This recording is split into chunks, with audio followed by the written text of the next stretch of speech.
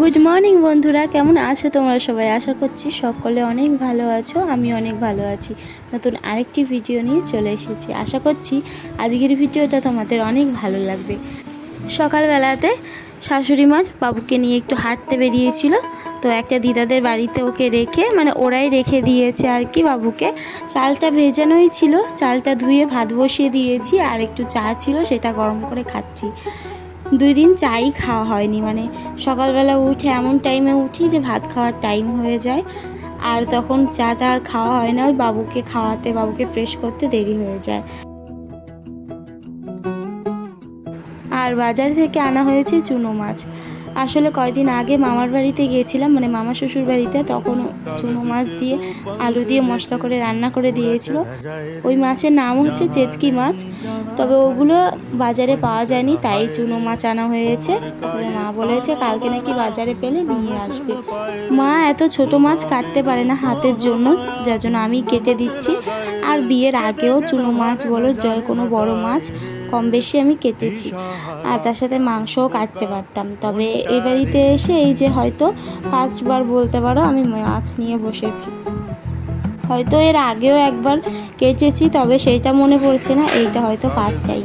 আজকে ডাল করা হয়েছে, আর তার সাথে চুনো মাছ দিয়ে মশলা দিয়ে ভাজা হবে, আর করা হবে দাদার জন্য পটল ভাজা মশলা দিয়ে, আর অল্প কটা চুনো মাছ দিয়ে ডাঁটা দিয়ে আম দিয়ে টক করা হবে। মাকে ওইদিকে গুছিয়ে দিয়ে এলাম, তারপরে বাবুকে খাইয়ে দাইয়ে এখন হচ্ছে ওষুধ খাইয়ে দেবো। কাকির কোলে ছিল, তো কাকির কোল থেকে নিয়ে এসেছি। এখন ওর যে সকালের ওষুধটা সেটা হচ্ছে খাওয়াবো। সকালের ওষুধ থাকে A to Z, এই ওষুধটা থাকে, ওকে খাওয়ানো হবে। আর এই যে বাক্সটা দেখছো, এই এক বাক্স ভর্তি হচ্ছে ওর ওষুধ। এমনও হয়েছে একটা ওষুধ 2 বার কেনা হয়ে গেছে। আর এর মধ্যে ওর কাজল পাউডার সমস্ত কিছুই এই বাক্সের মধ্যে রাখা হয়। এই বাক্সের মধ্যে রাখলে সমস্তটা আর কি হাতের কাছেই পাওয়া যায়, যার জন্য এই বাক্সটা আনা হয়েছিল। ও যখন আতুর ঘরে ছিল তখন সমস্ত কাজ, তার সাথে নিজের খেয়াল রাখা বা সন্তানের খেয়াল রাখা, আর তারপরে তার ওষুধগুলো ঠিক মতো, এগুলো করতে করতেই সমস্ত দিনটাই চলে যায়। আর এই যে হচ্ছে দেখো, এই এতগুলো ওর ওষুধ, ওকে ওষুধ খাইয়ে মার কোলে দিয়ে আমি বসেছি খেতে। আর এই দেখো চুনো মাছের টক করা হয়েছিল, আর এই যে হচ্ছে মশলা দিয়ে ভাজা। তো খাওয়া দাওয়া কমপ্লিট করে তারপরে আর কোনো ভিডিও করতে পারিনি।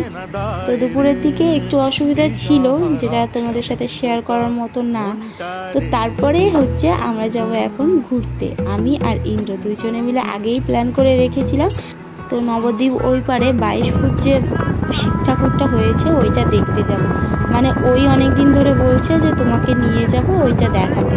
তো আজকে সেই দিনটা, আজকে হচ্ছে রবিবার, তো আজকেই যাচ্ছি। মায়ের কাছে বাবুকে রেখে দিয়ে, আর দাদাও আছে। আমরা 1.5 ঘন্টা কি 2 ঘন্টার মতোর জন্য বেরিয়েছি।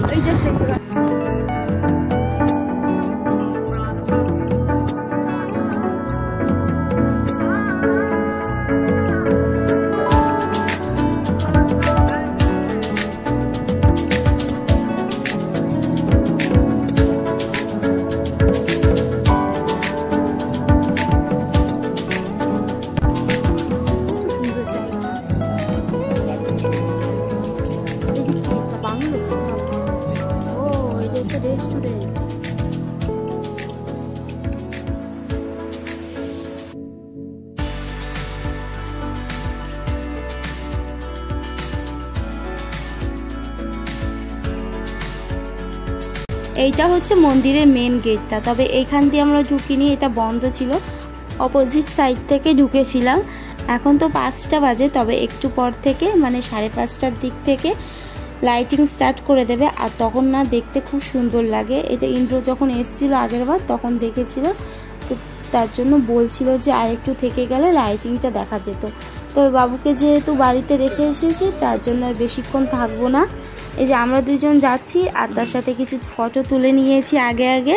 আর এই যে দূর থেকে শিব ঠাকুরটাকে ঠিক এরকম দেখা যাচ্ছে, তবে এই যে কাছে গিয়ে পুরোটা ক্যাপচার করা যাচ্ছে না, আসলে অনেক বড়। তো এই যে শুধুমাত্র ক্যামেরাতে দূরে গিয়ে যতটুকু আর কি করা যায় সেটুকুই করেছি। আর এই যে ওপরটাতে উঠে বাইরের দৃশ্যটা দেখো,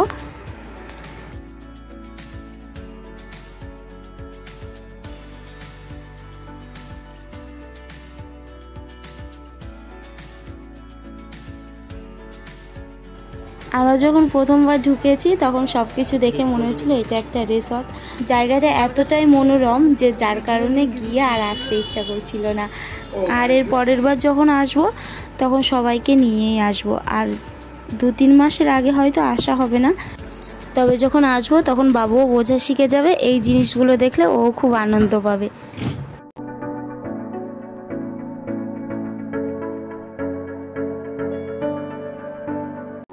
আর এর পাশেই ছিল এই যে ছোট্ট একটা রাধা মাধবের মন্দির। এখন তো এখানে নকল হরিণ দেখছি, তবে একটু পরে আসল হরিণ দেখতে যাব।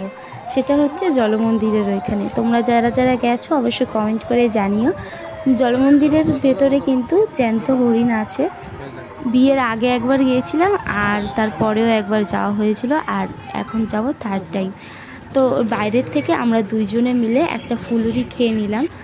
আমি ভেবেছিলাম এটা ডিমের টেবিল, তবে আমার এইটুকু খেয়াল ছিল না যে মন্দিরের বাইরে সমস্ত খাবার নিরামিষ পাওয়া যায়। এই যে আমরা মন্দিরের ভেতরটায় ঢুকছি, তবে এই যে বিল্ডিংটা এর নিচেই খুব নোংরা জল জমেছিল বৃষ্টির জন্য। আগে যখন এসেছিলাম তখন এত হরিণ দেখিনি, তবে এখন দেখছি বেশ কয়েকটা হরিণ হয়েছে।